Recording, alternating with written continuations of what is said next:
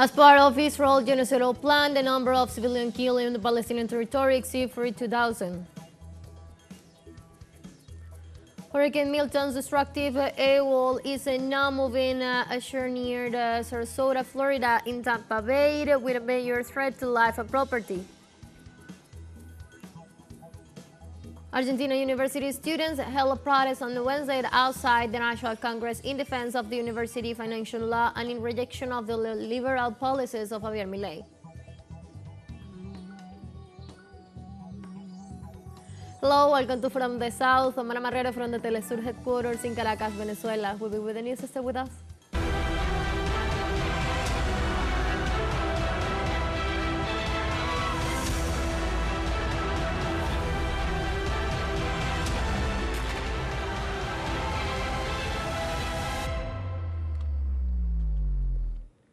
As part of Israel's genocidal plan, the number of civilians killed in Palestinian territory exceeds 42,000. The Israeli occupation forces shelled tens of displaced Palestinian and civilian targets in a refugee camp in Jabalia in the northern Gaza Strip, which results in the killing of more than 60 Palestinians during the last 24 hours. For its part, the UN Agency for the Public Works and Relief denounced that the Israeli troops hindered the work of emergency services and increased the humanitarian crisis.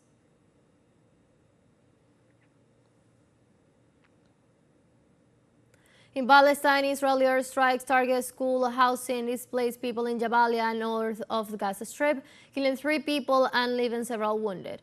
The Palestinian Red Crescent Society informed they have transferred 25 injured people to the Balsep Hospital after the attack on an Al-Rafid school during what has become the 4th consecutive day of the military side. The refugees of Jabalia, mostly displaced from Beit Nahum and Beit Laya, are being forced to leave the area by Israeli eviction mandates. The Lebanese resistance movement Hezbollah repelled to attempt ground incursion by the Israeli occupation forces into southern Lebanon. Hezbollah fighters report that Israeli forces attempt to advance with bulldozers and military vehicles on the Lebanese border. According to the resistance, the Tel Aviv military was forced to withdraw after Hezbollah carried out an artillery attack on the invading forces. Hezbollah stressed that the fighters remain on alert in the face of Israel's attempts to invade the southern part of the country.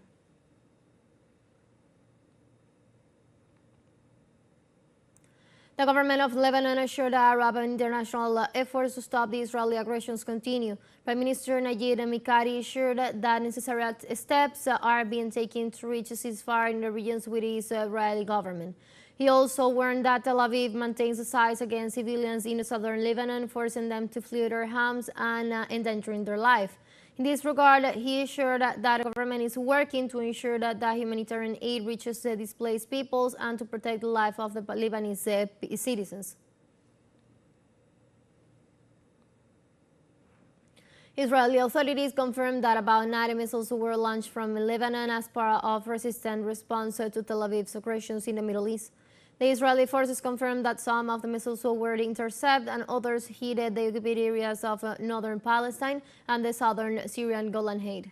Tensions between Israel and Lebanon increased after Tel Aviv stressed its assault on the Gaza Strip, which has left almost 32,000 people dead, mostly women and children. Let's take a very short break, but remember you can now join us on our TikTok account as teleSUR English, where you'll be able to see news in different formats, news updates and more. Stay tuned for more news.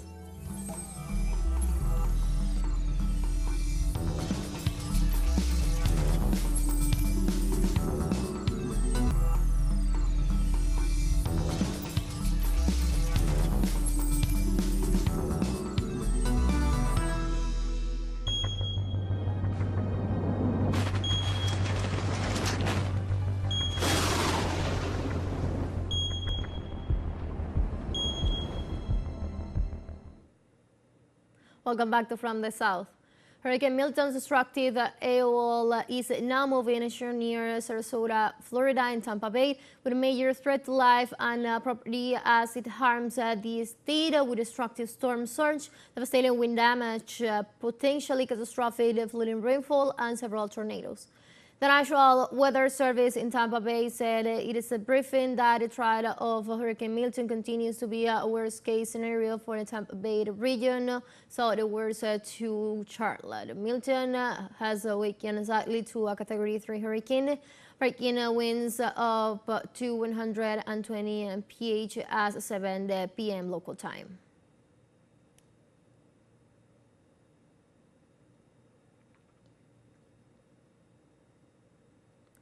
At this time, we see images of how Hurricane Milton is approaching the state of Florida. The hurricane is expected to make landfalls in the state of the next hours. Let's recall.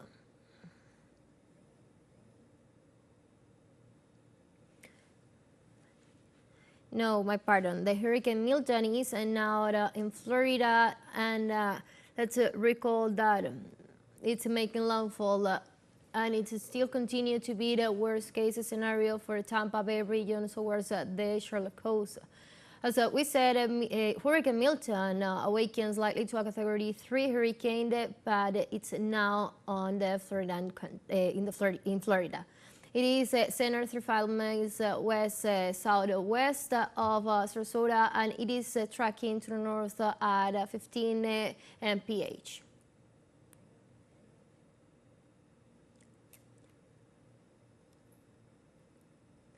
A tornado watch is in effect for the southern half of Florida Peninsula until 9 p.m., including Miami, Tampa Bay, and Fort Myers. Multiple tornadoes have been confirmed in southern Florida since Wednesday morning. Gusty winds and supercells thunderstorms capable of sweeping tornadoes move over South Florida as Hurricane Milton approached the state this Wednesday. On radar, the intense thunderstorms were seen dotting Florida's west coast and inland over South Florida.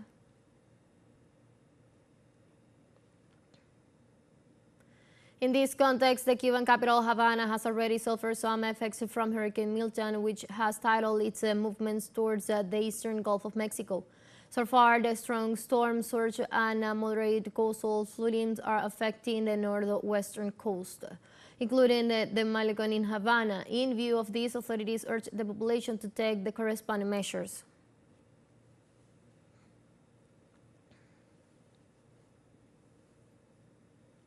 In Mexico, the National Meteorological Service reported a gradual decrease in drought after its intense rains of the last few weeks. The Meteorological Service reported that drought levels in Mexico were gradually reduced after the recent rainfall. In this regard, the Technical Subdirectorate General of the National Weather Commission stated that 210 of Mexico's main dams were filled after the intense rainfalls. Regarding temperatures, authorities reported that, as usual, during the summer, more than 40 degrees Celsius were recorded in regions of Baja California, Chihuahua, Sinaloa, and Sonora.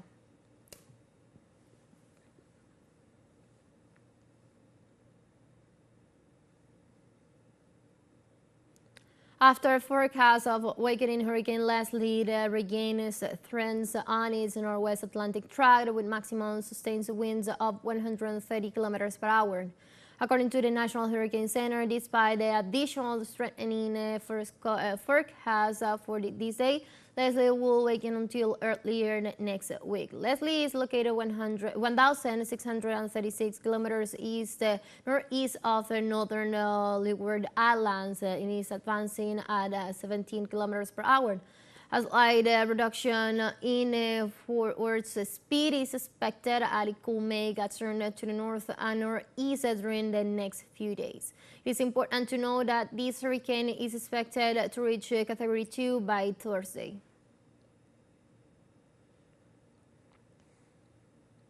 In France, the government activated a crisis unit to monitor the progress of Kurd oppression, which has the Department of Seine-et-Marne on red alert and 35 others under orange watch.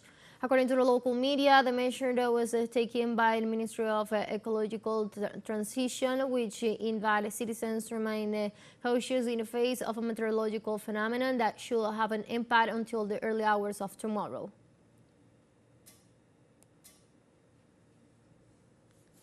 Russian President Vladimir Putin warns his Belarusian counterpart Alexander Lukashenko, the author of St. Andrew the Apostle the First School, the highest distinction of the Eurasian country. The award was presented to the head of the state of Belarus for the achievements in the development of relations, strategic cooperation, strengthening of friendship ties, and Lukashenko's contribution to the creation and development of the United States. The two presidents held talks on the development of the bilateral relations with emphasis on the integration relations.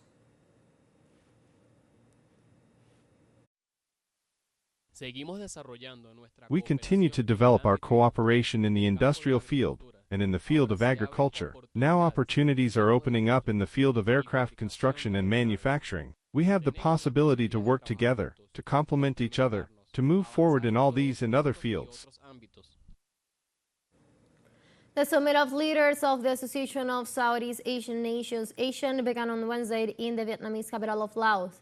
The summit seeks to strengthen the region's economic ties and outline strategies to strengthen collaboration in the digital economy as well as the fight against climate change. During its first day of session, the bloc's leaders discussed important issues such as the Israeli genocide in Gaza, the crisis in Myanmar, and tensions in the South China Sea. For his part, Laos Prime Minister highlighted the progress achieved by the organization, such as regional integration, digital transformation, climate resilience, and the strengthening of health system. The summit is scheduled to close on Friday.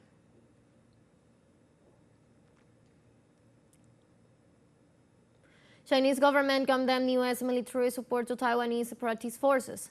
Chinese Defense Minister spokesman Wu Qian called Washington's actions a provocation seeking to increase tensions between the parties.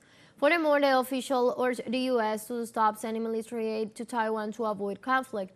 He also reaffirmed China's determination to oppose separatism in the islands region and its commitment to the principle of only one China. In addition, he stressed that regardless of the amount of weaponry provided, China's determination to oppose separatism in the islands regions and defend its sovereignty and territorial integrity remains unwavering. Let's take our last break, but before we invite you to visit our YouTube channel at teleSUR English, where you'll be able to watch interviews, top stories, special broadcasts, and more. Hit the subscribe button and active the notification bell to stay up to date on the world's most recent events. One financial break, don't go away.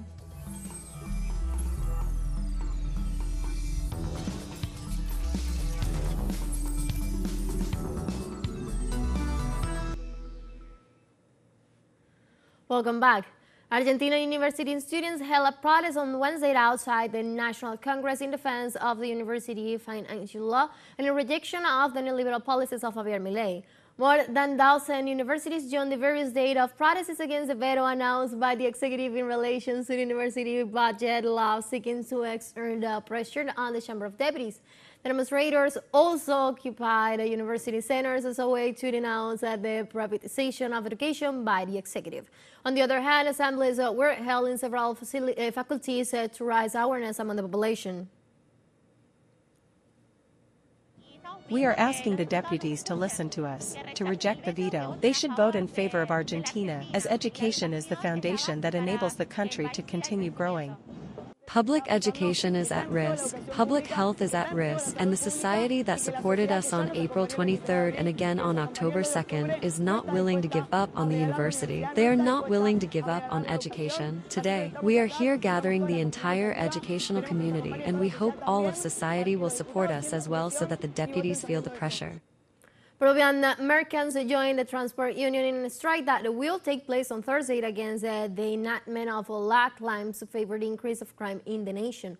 The law registered as 32,180 said to limit the application of sanctions to criminal organizations by making changes in the penal code, the law against organized crime, and the law of exceptional measures. Merchants also across the country contacted marketplaces and stores to ask them to join the Thursday walkout. The demonstrators have also denounced the crisis in crimes, the increase of crime and security in the nation, and have urged the government of Dina Boluarte to repeal the law.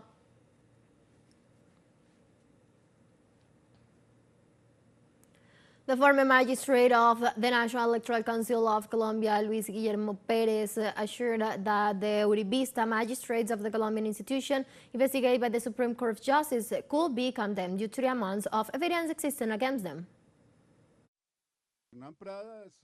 Hernan Prada is a character that, among other things, is being investigated by the Supreme Court of Justice, in a process of buying witnesses where he was an intermediary with Álvaro Uribe Vélez, and will surely end up being condemned, because the evidence is plenty against him, and he resigned as a congressman to try to escape the investigation of the Supreme Court of Justice, and in an act also absolutely reprehensible.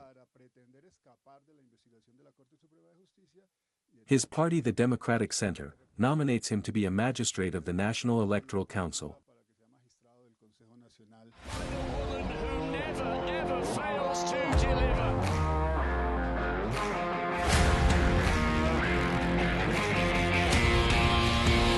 And now changing topics. In El Salvador, the Longboard Championship 2024 was inaugurated this Tuesday and will be held from October the 9th to the 13th in El Susal Beach.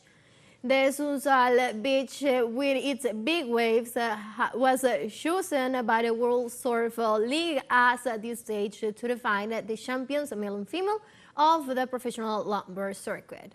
The event will bring together the 16 best athletes in these surfing disciplines who have been watching the competition area for several days to try to become the best in the world in this specialty.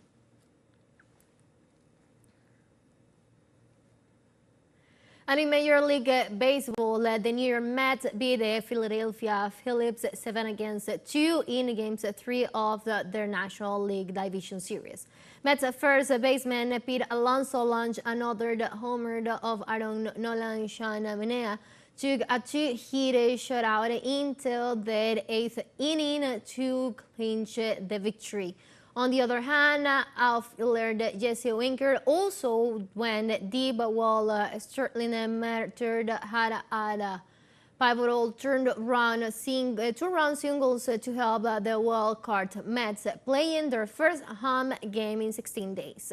On the 8th inning, shortstop Francisco Lindor hit a double that drove another run in. With this win, the Mets are only one game away from its tickets to the playoff.